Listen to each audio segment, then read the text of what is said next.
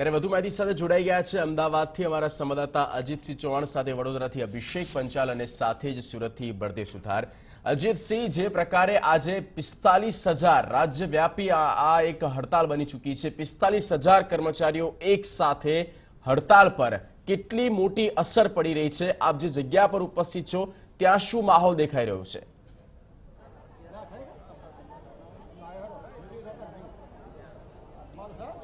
જી જગદીશ, જે પ્રમાણે જે મોટી સંખ્યામાં જે આપણે એસટીના જે કર્મચારીઓ છે આજે હડતાલ ઉપર છે, એમની જે સીધી જે માંગણી છે એની સાથે એમની શું માંગણી છે એમની સાથે જ વાત કરીશું। આજે કે જે રાજ્યવ્યાપી આપની હડતાલ છે, કેટલા લોકો આ હડતાલમાં તમે જોડાયા છો અને જે કારણ છે મુખ્ય તમારી કઈ માંગણીઓ છે? અંદાજિત 44,800 જેવા ડ્રાઈવર કંડક્ટર તેમજ તમામ સ્ટાફ જોડાયેલ છે। 2016થી ગુજરાત સરકારમાં 7મા વેતન આયોગનું લાગુ પડ્યું। ગુજરાત સરકારના તમામ વિભાગો અને તમામ નિગમોને 2016ની અસરથી ચૂકવી દેવામાં આવ્યું છે એડીએસ સહિત। અમે એસટીના કામદારોએ છેલ્લા 3 વર્ષથી આ માગણી કરી રહ્યા છીએ, બરોબર। અમારો વર્ગ 3ની કક્ષાથી ભરતી કરી છે અને એમને પગાર વર્ગ 4નો ચૂકવવામાં આવે છે। તેમ છતાં વર્ષોથી એસટીના કર્મચારીઓનું શોષણની નીતિ અપનાવી આજ દિન સુધી અમને પગાર પણ ચૂકવવામાં આવ્યું નથી। અમારી તો એક જ માગણી છે કે 7મું પગાર પણ 2016ની અસરથી અને વર્ગ 3 પ્રમાણે આપવામાં આવશે અને બીજા અમારા 13 પ્રશ્નો છે એ બધાએ જો નિવેડો લાવશે ત્યારે જ અમે આ હડતાલ બંધ કરીશું, એ વગર કરીશું નહીં।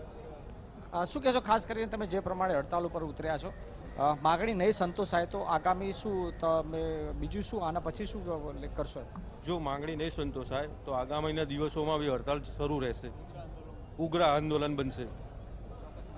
અગાઉ રજૂઆત કરી હતી, કોની સાથે આની રજૂઆત કરી હતી તમારી માંગણીઓ સંતોષાય એના માટે? અગાઉ કોની સાથે તમે આ રજૂઆતો કરી હતી માગણીઓ સંતોષાય એના માટે? નાયબ મુખ્યમંત્રી વિજય રૂપાણીશ્રી તેમજ ભાજપ પ્રદેશ અધ્યક્ષ જીતુભાઈ, અમારા એમડી એમ વારંવાર રજૂઆત કરી। આ અગાઉ અમે 2017ની અંદર આંદોલન રાખેલું, તેમ છતાં બોર્ડની પરીક્ષા અમે સંવેદના રાખી અને આ મોકૂફ રાખેલું, બરોબર છે। આ ગુજરાત સરકાર એમ કહે છે કે અમે સંવેદન છીએ, સેના સંદેશ આ સુધી એમના પગાર ધારાસભ્યના લાખ રૂપિયા થઈ ગયા, એમનો મેડિકલ ખર્ચો 15 લાખ, તો તેમની તિજોરી ખોલવી હોય છે તે તરત ખોલી નાખે છે। જ્યારે એસટીના કામદારોને આપવામાં આવે છે ત્યારે કેમ આ ઓરમાયું વર્તન કરે છે? એમ અમારા કરતા સફાઈ કામદારનો પગાર વધારે છે। ભારત સરકારની અંદર 18,000 લઘુત્તમ વેતન છે, તેમ છતાં એસટીનો કર્મચારી 5 વર્ષ નોકરી કરે ત્યારે એનો પગાર 14,000। તો આ કાળઝાળ મોંઘવારીમાં 14,000માં કર્મચારીના બાળકોને શિક્ષણ આપે કે મેડિકલ સેવા આપે કે શું આપે એને? એમ કઈ રીતે એનું પાલન પોષણ કરે?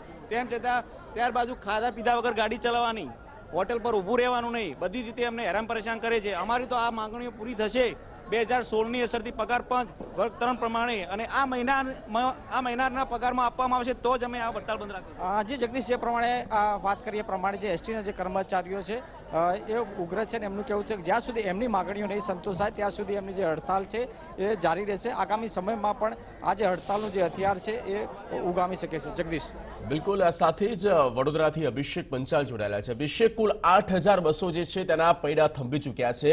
વડોદરાની વાત કરવામાં આવે, કેટલી બસોની અવરજવર હતી, કેટલા રૂટ્સ હતા અને સાથે જ કેટલા મુસાફરો જે આ બસના સહારે હતા? શું પરિસ્થિતિ છે વડોદરામાં? સ્વાભાવિકપણે કર્મચારીઓ તો કહે છે કે ભાઈ ધારાસભ્યોના તમે પગાર વધાર્યા, અમારું શું?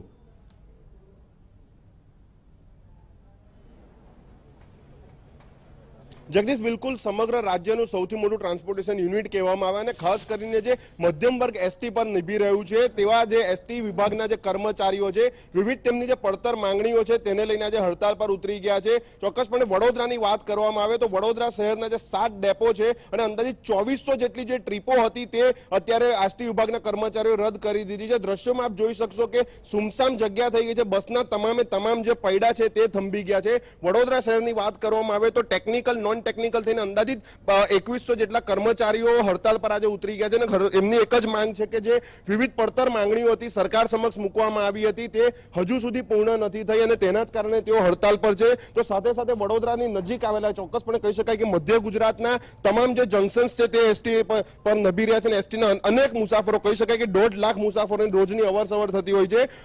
આપની પાસે જાણીશું કે શું આપની પડતર માંગણીઓ છે અને સરકાર સમક્ષ કેમ હવે શસ્ત્ર આંદોલનનું ઉગામ્યું? અમારી પડતર માંગણીઓમાં 13 મુદ્દા છે। એમાં નાણાકીય મુદ્દામાં જે આવે છે એ 7મું પગાર પંચ આવે છે। બીજું કે 2000ની સાલથી આશ્રિતોના છોકરાઓને લેવામાં નથી આવ્યા અને ત્રીજો મહત્વનો મુદ્દો એ છે કે આ પ્રાઇવેટ ગાડીઓ લાવી અને એસટીને ખોટમાં ધકેલી રહ્યું છે અને બીજી વહીવટની જે મુદ્દાઓ છે જેવો કે 2077 પરિપત્ર છે એ રદ કરવો. આપને નથી લાગતું કે તમે જે રીતના શસ્ત્ર ઉગામ્યું છે સરકારની સામે ચોક્કસ બાયોચડી, પરંતુ મુસાફરોને ક્યાંક ને ક્યાંક તકલીફ થઈ રહી છે? અમે એ બદલ મુસાફર જનતાની દિલગીરી અમે વ્યક્ત કરીએ છીએ. એસટી કર્મચારીઓ બધી અમે છેલ્લા 2 વર્ષથી આ અમારી માંગણીઓ સરકાર સમક્ષ વહીવટ સમક્ષ મૂકેલી જ છે, પણ અમને અન્ય ગુજરાતના તમામ બોર્ડ નિગમના કર્મચારીઓને આ 7મું પગાર પણ બધી માંગણીઓ. તમારી પાસે જાણ્યું સરકારના અનેક તમે કામો કરતા હો છો, કયા કયા કામો કરતા હો છો અને હવે કેમ તમને ઓરમાયું વર્તન લાગ્યું? LRDની એક્ઝામ હોય ત્યારે સરકારી બસો અમારી એસટી બસ લઈ જાય છે. પછી તલાટીની એક્ઝામ હોય, બોર્ડ નિગમના પેપરો લઈ જવાના હોય છે. પછી ભૂકંપગ્રસ્ત હોય છે ત્યારે એસટી બસોની કામમાં લઈ જાય છે. પરંતુ જ્યારે એસટી નિગમને જ્યારે પૈસા આપવાની વાત આવે છે ને ત્યારે સરકાર ખબર નહીં કેમ પાછું ધકેલાય છે. ચોક્કસ છે. એટલે આજે કર્મચારીઓ તેમનું કેવું છે કે સરકારના કોઈ પણ કામ હોય, ચાહે બોર્ડની પરીક્ષા હોય, LRDના પેપર હોય, ભૂકંપગ્રસ્ત વિસ્તાર હોય, તમામ જગ્યાએ એસટીના કર્મચારીઓને દોડવું પડે છે. પરંતુ જ્યારે નાણાં આપવાની વાત આવે, કર્મચારીઓના પડતર પ્રશ્નોની વાત આવે ત્યારે સરકાર તેમની સામે ઓરમાયું વર્તન કરે છે. જોકે વડોદરાના તમામ કર્મચારીઓની એક જ માંગ છે કે સરકાર જ્યાં સુધી તેમના પ્રશ્નોનું નિરાકરણ નહીં લાવે ત્યાં સુધી આ જે કર્મચારીઓ છે તેઓ આંદોલન કરશે અને સંપૂર્ણપણે તમામ પડતર માંગણીઓ સંતોષાય નહીં ત્યાં સુધી આવી જ રીતના જે આંદોલન છે તે યથાવત રાખવામાં આવશે. જગદીશ. બિલકુલ, તો જરૂર પડે ત્યારે ઓવરટાઈમ પણ કરવા માટે મજબૂર બનતા હોય છે તમામ, અને જ્યારે આ તમામ જે તેમની માંગો છે તે નથી પૂરી થઈ ત્યારે માટે થઈને આંદોલન તેમણે છેડ્યું છે. બળદેવ સુથાર જોડાયેલા છે સુરતથી. બળદેવ, સીધી વાત, સુરતની શું પરિસ્થિતિ?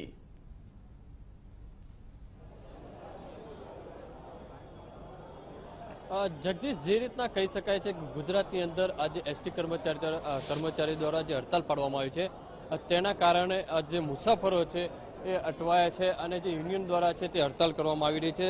અને સુરતની વાત કરવામાં આવે તો સુરતમાં પણ મોટી સંખ્યામાં જે કર્મચારીઓ છે હડતાલમાં જોડાયા છે અને આખું આજે બસ સ્ટેન્ડ જે ભરપૂર લોકોથી અવર જવર કરતું હોય છે ત્યારે આજે આ જે એસટી બસ સ્ટેશન છે આખું ખાલી છે. આપણી સાથે યુનિયનના જે લોકો જે લીડર છે તેમની સાથે વાત કરીશું કે હડતાલ પાછળનું કારણ શું છે અને આપની માંગો કઈ છે ખાસ કરીને? હડતાલ પાછળનું મુખ્ય કારણ અમારી 10 ડિમાન્ડો અમે સરકારને આપી છે, જેમાં 7મું વેતન પંચ 1/1/2016થી અમને મળવાપાત્ર છે, જે હજુ સુધી ચૂકવવામાં નથી આવ્યું. ફિક્સ પગારના કામદારોને સરકારી ધારાધોરણ મુજબ વેતન ચૂકવવું. ડ્રાઈવર અને કંડક્ટર જે વર્ગ 4માં છે તેને વર્ગ 3માં સમાવેશ કરવો. ખાનગીકરણ ટોટલી બંધ કરી દેવું. પીપીપી હેઠળ જે પણ પ્રોજેક્ટો બની રહ્યા છે એને બંધ કરવા, એવી મુખ્ય માંગણીઓ લઈને અમે બેઠા છે અને આ માંગણીઓ જ્યાં સુધી ના સંતોષાશે ત્યાં સુધી આંદોલનો શરૂ રહેશે. તમારી જે માંગણીઓ છે કદાચ પૂરી નહીં થાય અથવા તો સ્વીકારવામાં નહીં આવે તો ક્યાં સુધી આંદોલન રહેશે? કારણ કે મુસાફરો ખાસ કરીને ગુજરાતના લોકો અટવાઈ રહ્યા છે. હું તમને તમારા માધ્યમથી જણાવી દઉં કે આ માંગણી મેં પહેલા જ કીધું કે 1/1/2016થી છે. અમે ગુજરાતની મુસાફર જનતાની ચિંતા સાથે જ અમે આ આંદોલન પાછળ ઠેલતા હતા અને વિનંતીઓ કરતા હતા. અમે દરે ભટક્યા છે અને આખરે આ નિર્ણય લીધો છે. એટલે મુસાફર જનતાને વિનંતી કરું છું કે અમને આ બાબતમાં સહકાર આપે, કારણ કે આ અમારો પ્રાણ પ્રશ્ન છે, અમારા પરિવારનો પ્રશ્ન છે. તમે શું કહેશો? કઈ રીતની હડતાલ છે? આ અમારી હડતાલ જરબે સલાક છે. આ સરકાર દ્વારા અમારી 10 માંગણી છેલ્લા 6 મહિનાથી સ્વીકારતી નથી અને એના માટે અમે દરેકને મળી ચૂક્યા છે. અમારા અમદાવાદના નેતા લોકો, CM, ડેપ્યુટી CM, મિનિસ્ટર દરેકને મળી ચૂક્યા, ત્યાં પણ અમને સહકાર મળ્યો નથી. આ જે રીતના કર્મચારીઓ હડતાલ ઉપર છે, ખાસ કરીને મોટી સંખ્યામાં જે મુસાફરો વિદ્યાર્થીઓ છે તે અટવાઈ રહ્યા છે. હવે જોવાનું રહ્યું કે આ હડતાલ ક્યારે પૂરી થાય છે.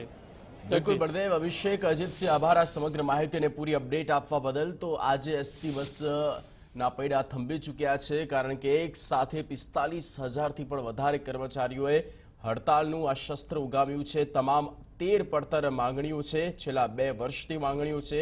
નિગમને કહેવામાં આવ્યું છે, વાહન વ્યવહાર મંત્રાલયને કહેવામાં આવ્યું છે, યુનિયન દ્વારા પણ અનેક વખત રજૂઆત, પરંતુ રજૂઆતનો કોઈ નિવેડો ન આવતા આ પગલું તેમણે ભર્યું છે.